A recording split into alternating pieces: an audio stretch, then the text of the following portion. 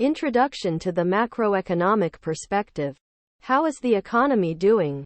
How does one tell? The 1990s were boom years for the U.S. economy. The late 2000s, from 2007 to 2014, were not. What causes the economy to expand or contract? Why do businesses fail when they are making all the right decisions? Why do workers lose their jobs when they are hardworking and productive? Are bad economic times a failure of the market system? Are they a failure of the government? These are all questions of macroeconomics, which we will begin to address in this chapter.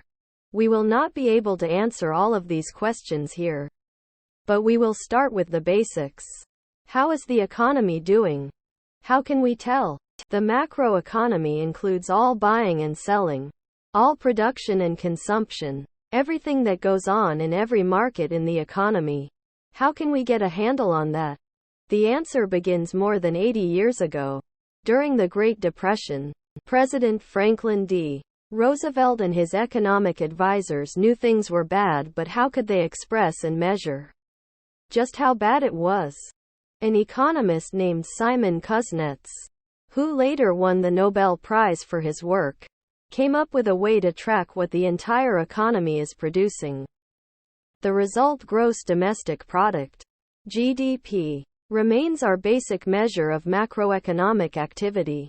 In this chapter, you will learn how GDP is constructed, how it is used, and why it is so important. Introduction to the macroeconomic perspective.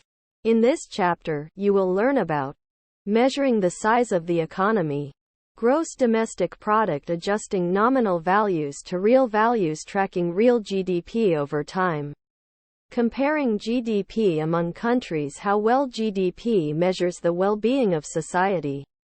Macroeconomics focuses on the economy as a whole, or on whole economies as they interact. What causes recessions?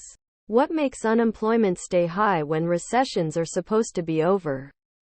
Why do some countries grow faster than others? Why do some countries have higher standards of living than others? These are all questions that macroeconomics addresses. Macroeconomics involves adding up the economic activity of all households and all businesses in all markets to get the overall demand and supply in the economy.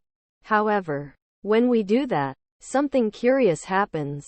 It is not unusual that what results at the macro level is different from the sum of the microeconomic parts. Indeed, what seems sensible from a microeconomic point of view can have unexpected or counterproductive results at the macroeconomic level. Imagine that you are sitting at an event with a large audience, like a live concert or a basketball game. A few people decide that they want a better view, and so they stand up. However, when these people stand up, they block the view for other people, and the others need to stand up as well if they wish to see. Eventually, nearly everyone is standing up, and as a result, no one can see much better than before. The rational decision of some individuals at the micro level to stand up for a better view ended up being self-defeating at the macro level. This is not macroeconomics, but it is an apt analogy. Macroeconomics is a rather massive subject. How are we going to tackle it? Figure 2 illustrates the structure we will use. We will study macroeconomics from 3 different perspectives. Goals. In thinking about the overall health of the macroeconomy, it is useful to consider 3 primary goals: economic growth, low unemployment, and low inflation. Frameworks. As you learn in the micro part of this book, principal tools used by economists are theories and models. See for more on this. In microeconomics, we use the theories of supply and demand. In macroeconomics, we use the theories of aggregate demand, AD, and aggregate supply, as. Single quote. This book presents 2 perspectives on macroeconomics: the neoclassical perspective and the Keynesian perspective, each of which has its own version of AD and AS. Between the two perspectives, you will obtain a good understanding of what drives the macroeconomy. Policy tools. National governments have two tools for influencing the macroeconomy. The first is monetary policy, which involves managing the money supply and interest rates. The second is fiscal policy, which involves changes in government spending, purchases and taxes. Each of the items in Figure 2 will be explained in detail in one or more other chapters.